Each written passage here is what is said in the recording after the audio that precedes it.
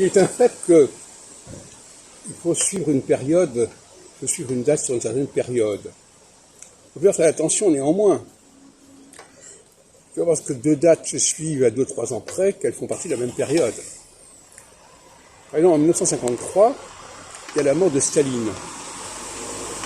Et Barbeau a cru bon de conclure que la mort de Staline avait provoqué le changement politique de l'URSS, notamment avec Khrouchtchev et le 20e congrès du parti communiste de l'URSS. Et c'est une erreur.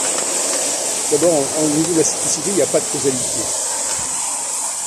Enfin, il y a une causalité métaphysiquement, mais il y a une succession de phases qui ont chacune leur raison d'être et qui ne sont pas simplement liées à des événements qui ont lieu ou qui n'ont pas lieu. C'est un calendrier qui s'impose de toute façon. Et donc, en 56, il y a un changement de phase.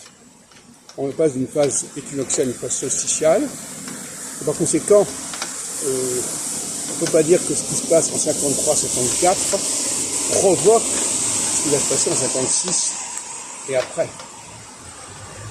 En revanche, il y a d'autres périodes, comme par exemple 89, où les événements de 89 appartiennent à la même période que les événements de 91 avec l'effondrement du mur soviétique. Il ne faut pas généraliser. Il ne faut pas croire que les années qui suivent un événement en sont la conséquence.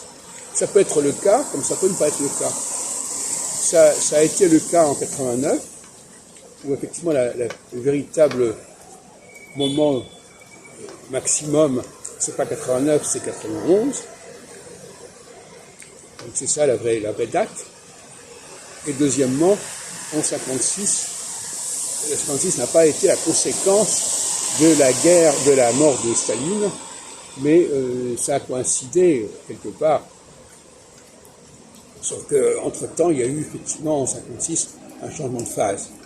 Donc il faut faire très attention à ce qu'on dit à ce sujet. Les périodes, c'est parfois 2 années très proches l'une de l'autre qui peuvent être contradictoires. Mais par ailleurs, il peut y avoir 2 années qui se suivent et qui font partie de la même phase.